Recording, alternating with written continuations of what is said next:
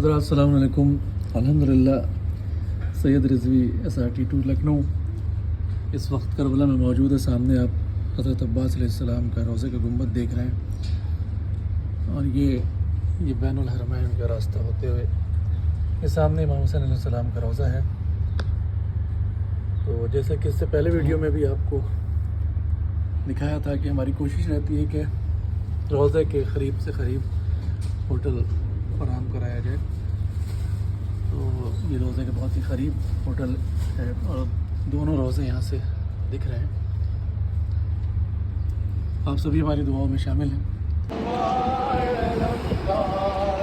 عباس علمدار، عباس علمدار، عباس علمدار، عباس علمدار.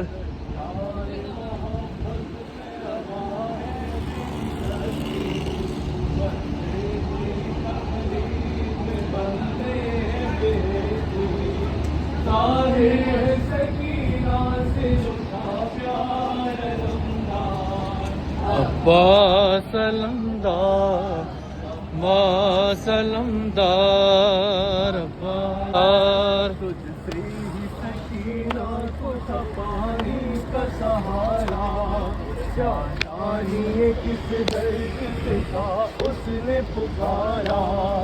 اے لشکر شبیر کے جرار علمدار، عباس علمدار، عباس علمدار، عباس علمدار، عباس علمدار. پر مشق سکینہ کا رہا تو نہ آنے دیا جب تک رہے بازو.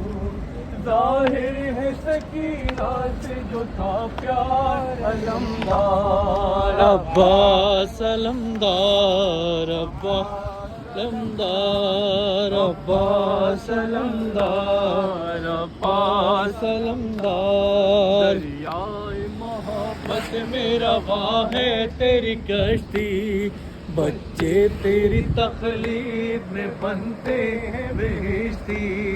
ظاہر ہے سکینہ سے جو تھا پیار علمدار.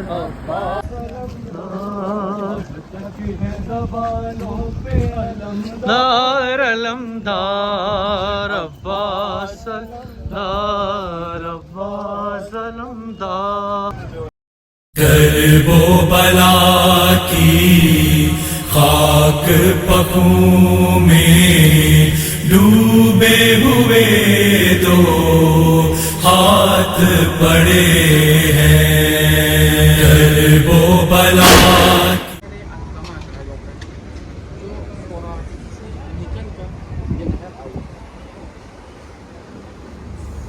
دریائے فرات سے غسل کرنے کا حد سے زیادہ ثواب ہے.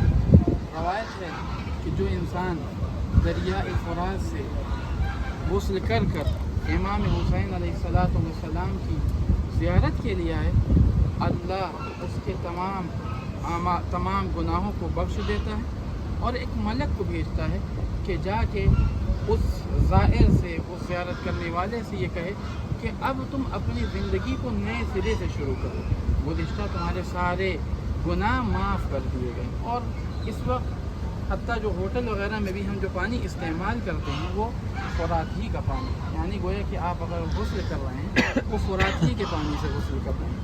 بہت زیادہ ثواب ہے.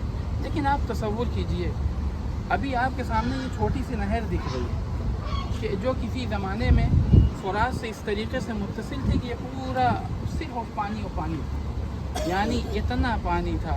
انسان نہیں، چرین پرین دنیا کی ہر مخلوقات اس پانی سے سیراب ہو رہی تھی. اگر پانی مل نہیں رہا تھا وہ کسے؟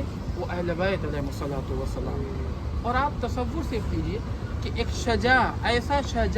ایسی شجاعت رکھنے والا کہ اگر امام حسین علیہ السلام کا ابھی اشارہ ہو جائے تو ابھی جناب ابوالفضل عباس دریا کیا چیز ہے، دریا اٹھا کر لے کے آ جائے خیمے تک. لیکن روایت یہ ہے کہ چونکہ حکم امام نہیں ہے لہذا جناب ابوالفضل عباس خاموش. ایک روایت صرف میں آپ کی خدمت میں پیش کروں گا. इमाम सैयद सज्जाद अलैहिस्सलाम इरशाद फरमाते हैं, और इस रवायत को अल्लामा जाफ़र शुस्तरी ने अपनी किताब खसाइस हुसैनिया में नक़ल किया। जनाब सैयद सज्जाद फरमाते हैं कि रोज़ आशूर जैसे जैसे शहादत का वक्त करीब होता जा रहा था, मेरे बाबा का चेहरा दमकता जाता था और रोशन होता जाता था।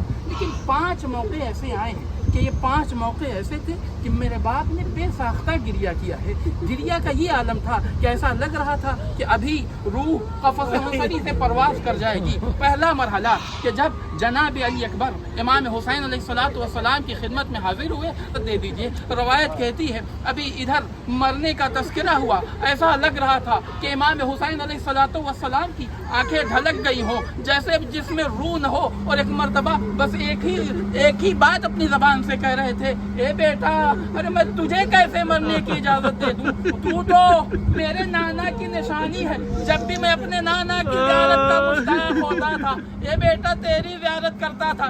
दूसरा मौका जब जनाब अबुल फज़ल अब्बास से बर्दाश्त न हुआ, इमाम की खिदमत में आए, ए मौला, ए आका, अब बर्दाश्त नहीं होता, छोटे छोटे बच्चे हैं मेरे सामने, अल आतश की सदाएं बुलंद कर रहे हैं, ए भैया, अरे मैं कैसे बर्दाश्त करूं, अब मुझे मैदान में जाने की इजाज़त दीजिए।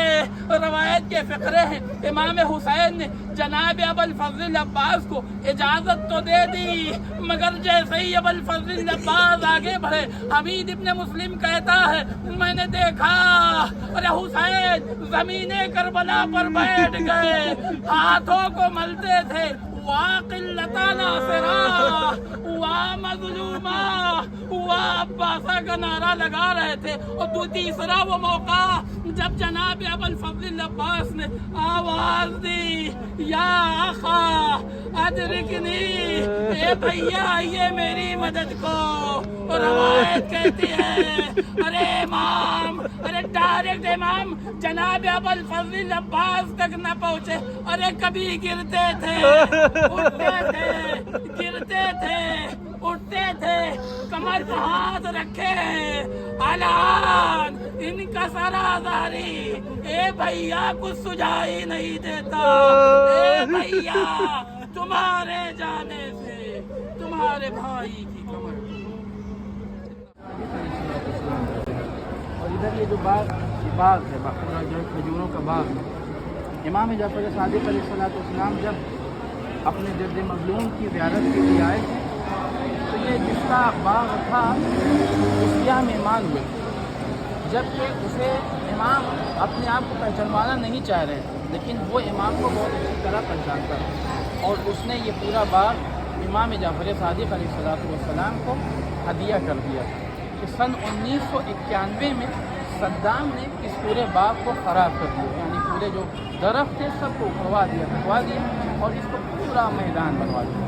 और दरख्त 1991 तक इमाम जाफ़र सादिक़ अलैहिस्सलाम के नाम से ये बाग मशहूर था। और आगे जगह भी है मकाम इमाम सादिक़ अलैहिस्सलाम के नाम से, जहाँ इमाम जाफ़र सादिक़ अलैहिस्सलाम ने क़याम किया, जहाँ इंशाअल्लाह हम 2 रकात नमाज़ पढ़ेंगे और मुख्तसर ज़ियारत करेंगे। खाक पखों में डूबे हुए 2 हाथ पड़े हैं, ये तो सकीना के अम्मों के ज़ख्मी बदन से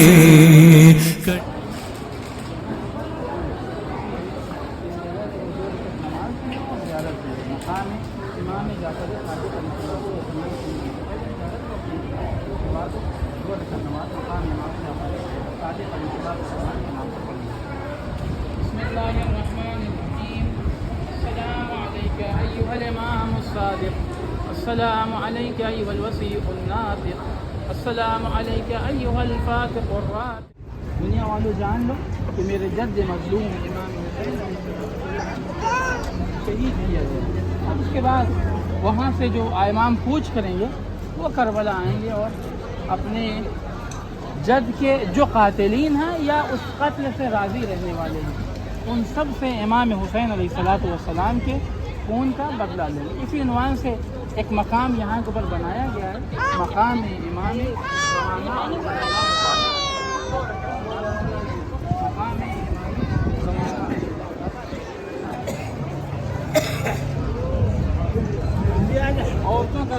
کے گری ہیں کرب و بلا کی خاک پکوں میں ڈوبے ہوئے دو ہاتھ پڑے